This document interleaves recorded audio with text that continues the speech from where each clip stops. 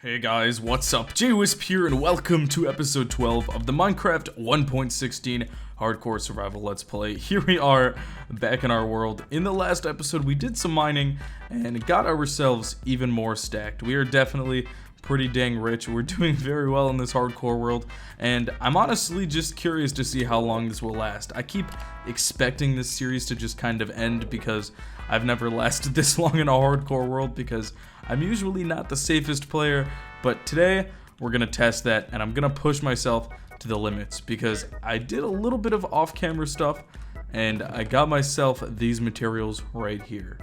Yes, I'm going to fight the wither. Now, this isn't soul sand, it's soul soil, but with the new 1.16 update, you can use either. I also finally got myself 3 wither skulls. I had one we got from a fortress before, I just had to get 2 more, and wither skulls have a very low drop chance, but thankfully, I have looting 3 on my sword, so it really wasn't that hard to get all the wither skulls I need. So I'm going to show you guys, at least to start off this episode, the best and most efficient way to fight a wither, because there is an efficient way to fight the wither. It makes the fight easy, it makes it safe, and it makes it so you don't blow up everything you've built. So I've talked about this method of fighting the wither before, and it's actually pretty dang simple. The first step is obviously walk pretty far away from where your main builds are. Go somewhere that the wither has no potential to destroy anything you want, and also won't destroy any land that you might want to build on in the future. And then after that, it's pretty simple. Honestly, just dig a little bit down. I'm just gonna dig straight down for a little bit. People are always like, oh, don't dig straight down. Most of the time though, if I dig straight down, I'm pretty dang safe as long as I listen for lava and just make sure that I know what I'm doing. But you're gonna dig straight down for a little bit. Just give yourself a little bit of room. You don't really need any materials for this. All you really need are, you know, the correct materials to build the wither. I'm gonna mine a little bit this way because I hear some lava. But basically all you do is do what I'm doing right here and just mine one big straight tunnel for a long while. And pretty much what you're gonna do is at the end of this tunnel, we are going to build the wither, and then since we have this tiny small tunnel, it allows us to have space to hit the wither in front of us either with our bow or later on with our sword. But the wither can't get to us because the tunnel is too small. Now obviously the wither can blow up parts of the tunnel, so that's why as we're fighting the wither, we just kind of backpedal this way, fighting the wither. Now you do have to be a little careful. I hear some lava around me and I also hear some zombies. So there might be a cave nearby, and having a cave nearby might mess this up because if there's a big cave, the wither might be tempted to go into it, and then the wither might not have your attention and might want to fight. Like here we go. As you can see right here, I do have a cave, so this kind of sucks, but this tunnel should be plenty long enough, so I'm gonna kind of block up the end of this cave right here and then make myself a little space to build this wither. Let's go right here. That should be long enough. I wish the tunnel was a little bit longer, but now just pretty much mine out the end of this area, and then we're all set to build our wither. Alright, I have my bow out, and I'm all ready to fight the wither. Now, for the wither, I definitely recommend you have a bow and a few arrows. You don't need it, but it's nice because for the first, like, half of the fight, you can use a bow and arrow and hit the tail of the wither. After that, eventually the wither becomes immune to bows, and you have to use a sword, but I definitely recommend using a bow at first, especially so you have a lot more room to go backwards and hopefully don't die from the wither. Besides that, as long as you have some pretty good armor, you should be alright. I recommend bringing a few golden apples just to stay safe in case you need the regeneration, but for the most part, you should be fine, and golden apples aren't even that expensive anyways, so you should be okay. But just in case, since this is hardcore, I did bring a totem of undying. I'm going to keep it in my hand just in case, and let's start the fight. Alright, there we go. So you're going to give the wither a sec to regen. Before you can start fighting it, I'm gonna be ready to shoot its tail. Now this might get a little bit dark for a second because the wither will probably blow up some of the torches, but there we go. From this point, what you can do is just shoot the tail of the wither until it gets to half health, and then after that you can hit the wither's tail with your sword. Again, this is pretty simple. We just keep backpedaling as we destroy the wither. It's so simple. I mean, I'm in hardcore Minecraft. My bow is literally only power 4 in flame, and at this point, once the wither starts glowing, you can no longer hit it with your bow, so you have to hit it with your sword. Now my sword does slightly less damage than my bow, but it's pretty dang easy. We haven't even took a single heart of damage from this wither fight, and we haven't even, it's so easy. I mean, once you learn this method, you will not go back to fighting the wither any other way. And also what's nice is I realistically could have done this right under my starter house. I mean, look how little damage it caused. It blew up a tiny portion of some cave that I'll never even look at ever again. And we got ourselves the Nether Star. So now we have the Nether Star. And why I actually wanted a Nether Star, I didn't want to fight the Wither just to test my hardcore skills, but I also wanted the Nether Star so that we could make a beacon. What I want to do is get some beacons around my base just to help keep me safe, especially regeneration beacons. Being, you know, that it is hardcore Minecraft, having regeneration will be very helpful, so I'm glad that we can get this. So let's head back to our base and make ourselves a beacon. Alright, so to make this beacon, it's pretty easy. All we need is some obsidian, some glass, and then some ores. So here we go, put the Nether Star, put some obsidian, and then surround it with glass, and there we go, we have the beacon. Now I have a little bit of iron here, a few iron blocks. I did have a lot of gold. I probably could have made a whole beacon out of gold, but I used the gold for the piglin farm. All we need is minimum of 9 blocks to start to activate this beacon, and also 1 ore. So we can place that, boom, go here, and then we can place any type of ingot here. I don't know why anyone would use netherite, unless you really want to flex. For now, I guess let's do speed, because once we build it to this size, we can choose speed or haste. This size, we can choose resistance or jump boost. I'll probably choose resistance because it's hardcore.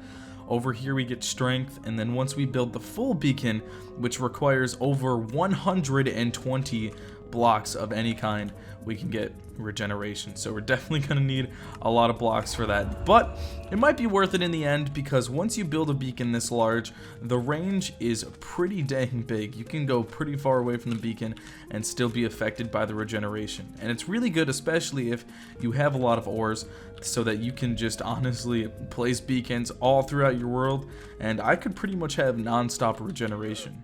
I think what would be pretty cool is if I make maybe an iron farm or something soon. I've been thinking about it, but now that I have the beacon, I might do it.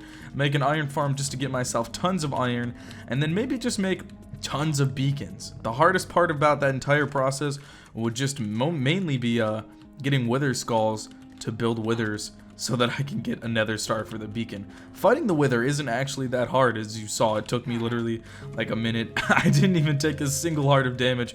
That might be a new record for me. Usually I hurt myself a little bit more, but yeah, pretty simple, pretty easy, and now we have the beacon. I'm just gonna leave it here for now. I know it doesn't look super nice here. I don't really have anywhere else to put it. Once I get some more iron or gold or something, I might put it somewhere else. Maybe if I really want to flex, I'll go for a netherite beacon in the future, but that sounds like a project for a normal survival let's play. I probably won't survive that long for the hardcore let's play. So then besides that, what I also wanted to do today is, I talked about this a little bit in a past episode, but I want to work on getting some more netherite so we can get some full netherite armor here, netherite tools, all that stuff. And I think the best method of finding netherite in hardcore is just by mining. Now, the best method to find netherite in general, I believe, is using TNT. I would probably make a creeper farm first and then mine all this sand. I was actually thinking about it, but I think I'm going to hold off because this is hardcore and I don't really want to work with a ton of explosives. Even though I think I'll be okay if I play my cards right, I don't really want to use beds or TNT to find netherite because I'd just rather play it safe. And so instead, I'm just going to be using my fire resistance potions to find some netherite. I actually don't have too many here. I thought I had more than this. Maybe I have some more in a chest somewhere, or they're still at my piglin farm. But if you guys watched a couple episodes ago, we made an automatic piglin farm. It's actually really efficient, it's really cool, and it got me a ton of really cool items. One of the items it got me a ton of was fire resistance potions. Now, it can be kind of hard to get enough gold to truly, need a piglin farm. However, piglin bastions are super easy to find, and every time I raid one, I seem to get a quarter of a stack to sometimes almost half a stack of gold blocks. Not just gold blocks. I kid you not, it is insane. There's gold blocks everywhere. The chests are filled with gold. There's gold armor, gold weapons, and gold tools. The piglin bastions are truly the long-lost El Dorado. I'm serious, there's so much gold. So I highly recommend you raid as many piglin bastions as you can and make a piglin farm, because you'll get tons of great items. Not only will you get fire resistance, which is really nice in hardcore and normal Minecraft, but you get tons of other cool items. I have tons of boots with soul speed.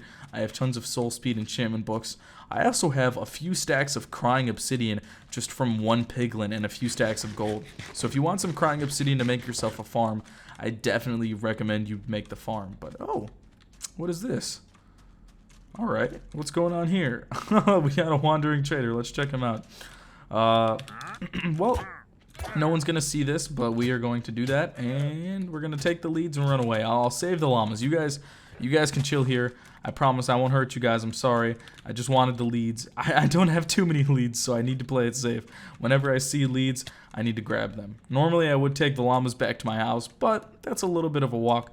I don't want to do that. I'm more focused on walking to my portal to get to the nether. Once I get there, I'll grab some more fire resistance potions, and we can start doing some netherite mining.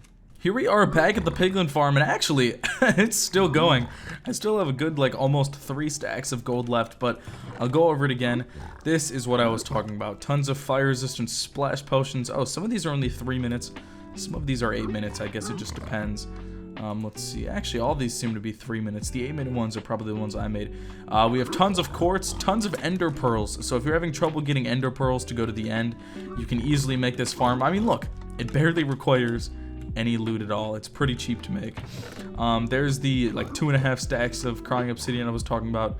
All the soul speed boots, magma cream, leather could be good for enchantment tables, plus some normal obsidian. So it's definitely worth doing this. I think it's crazy, but yeah, I'm just gonna grab. It's only 3 minutes, so I'll grab a few fire resistance potions, and then let's head down and start looking for some netherite. I have to be careful here. I'm not really sure how to get down. I have to go down to around Y level 15. That's the best for finding netherite. You can actually find, well, I'm saying netherite. I should say ancient debris, but it doesn't really matter. You understand. But around Y15 is the best level. You can actually find ancient debris at any Y level in the nether. It really doesn't matter, but it most commonly forms around the lower levels. Now, sometimes I will find them higher up, but I often only find one piece of ancient debris at a time.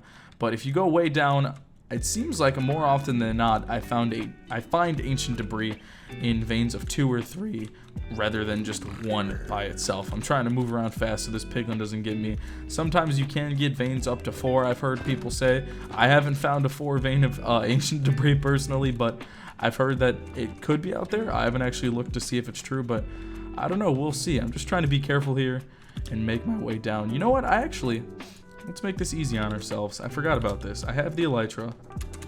Let's just fly down. We can fly down to an area where we can get a little bit lower. There we go. Much lower Y level. It actually seems like there's another piglin bastion over here, so let's be careful. Oh, no. This is okay. That's a piglin bastion. That's a fortress. What's our current... We're finding so much stuff. What's our current Y level? Okay, we're at 38. We're getting down there. Oh! A ruined portal. Hello, Mr. Strider. How are you today? Let's check out the chest, see if there's anything good. Nothing too good. I'll take the gold. I mean, I'll always take the gold, and I'll try to take the gold block without hurting myself. Let's see if I can do this. There we go. Alright, sweet. But yeah, all we have to do is let's dig down, and hopefully we can find ourselves a bunch of ancient debris. Now, when you're mining this low, there's a few things to keep in mind. Definitely bring fire resistance potions. I know some people aren't big potion brewers, I'm not, but that's why the piglin farm really comes in handy. Even if you don't really want to brew potions, just think that it's a lot safer than running into some lava, because when you're down here and just mining in the nether, right there you can find tons of lava. And if I didn't have that fire resistance potion, I might be dead right now, so who knows. But also, it's not too big of a deal. Fire resistance potions are definitely a lot cheaper to make than making a TNT or beds to do this mining method. The only other downside of this mining method is that with all the netherite that breaks super fast, it can wear down your pickaxe durability pretty quick. However, down here, it is in the nether, there are tons of veins of nether gold and nether quartz, and if you just mine a few pieces, the XP from that should be able to repair your pickaxe right away. So you should be all good. I would definitely just recommend, again, fire resistance potions, and keep a check on how long you have left for your fire resistance. All I really do is just mine in random directions, nothing special. I look out for netherite. I try to also keep the area lit up, so if I don't have a lava pool nearby, I'll try to place some torches, and then just kind of stay safe. Hopefully we can find some ancient debris pretty soon. It usually doesn't take me too long. It seems like it takes me a little bit to find my first piece of ancient debris, but then once I seem to find one, it seems to be pretty easy. And there we go. We got our first piece of ancient debris. Let's hope... Oh, we got 2, okay. Let's hope we have slightly better luck now, because it took me a while to find my first. But, you know, sometimes I get lucky, sometimes I don't. I think spawn rates also depend on what biome you're in. I'm not sure which... Oh, hello. I'm not sure... Are you... Okay. I'll take that. Is there more or just those two? Alright. Well, we're at 4 so far. I was gonna say, I think it depends on the biome too. Some biomes have better spawn rates than others, just like with diamonds and any other ore in Minecraft. I'm not sure which ones have better spawn rates, but I'll try to see if I can figure out something. I've also been trying... Ooh, how's the fire resistance? Okay. I've also been trying it to mine quartz now and then, just so the durability of my pickaxe doesn't get too low, because mining through all the netherite is definitely putting some durability on my pickaxe. But we got 4 so far. That was actually pretty lucky. I've usually never gotten that much netherite so close to each other. It must have been in separate chunks. Looks like I'm probably under a lava lake right now, so let's try to mine away from all of this and be careful. I'll get another fire resistance potion in our inventory to be safe. And also throw out some of this netherite. That's the only annoying part about this. Your inventory fills up so fast, but I just gotta throw it out and be careful. Just don't be like me and accidentally throw out the wrong stuff, because one time I had about, I think it was like literally 12 pieces of ancient debris in my 1.16 survival let's play, and I accidentally threw that into the lava instead of my netherite, so that was fun. And I think I could have gone back and got it. I know netherite doesn't burn in lava. Sorry, I meant to say I threw my ancient debris in the lava instead of my nether rack, not netherite. But I know netherite doesn't burn in lava. I'm not sure if ancient debris does. Even if it doesn't, I couldn't have gone back to find it, because by the time I realized I threw it out, it was too late and I was super far away. But I'm going to keep searching for some more, and hopefully we can get ourselves a decent amount of ancient debris here. Alright, so at this point, I'm going to stop because I have 16 ancient debris. And the reason I'm going to stop at 16 is because 1, I've been mining for a while and I'm exhausted, and 2, it requires 4 ancient debris to make 1 netherite ingot, 1 netherite ingot for 1 piece of armor, and I have 4 pieces of armor, so that means I need 16 ancient debris to convert all my diamond armor to netherite. Besides that, I only need a few more pieces to get my sword to netherite, but I might actually have a netherite ingot or 2 lying around in my chest. We'll have to see. So I think it's now time to head back. Let's pop another fire res potion just to be safe in case I run into any lava pockets, and we'll be on our way. Alright, so the netherite should be smelted. There we go, we got the netherite scrap, and then we can make ourselves some ingots. I believe it's just like this, right? Yep, there we go, and we got ourselves our 4 netherite ingots. Now we just need to go to the smithing table, and we can easily transform all of our armor. I believe it should just be somewhere. Actually, wait, what do I want to transform? Just the leggings so far, and yeah, because I actually want to work on getting some slightly better enchantments before I turn these into netherite. I want to make sure I get protection 4 on all of them, but I should be able to get that pretty easily. I should be able to get enough XP to enchant some more armor and get some protection 3 and make these protection 4. So I'll probably do that off camera or maybe in the next episode, but here we go. At least we have the netherite and we're all set. But anyways, guys, that's going to be all for this episode. I really hope you guys did enjoy. Hopefully you found the wither information useful and the information about netherite. That's what I try to do with these videos. But I appreciate the crazy support on the channel lately. It's literally been insane, and things have been awesome. So thank you guys so much for watching. This is JWhisp, and I will see you guys all in the next one.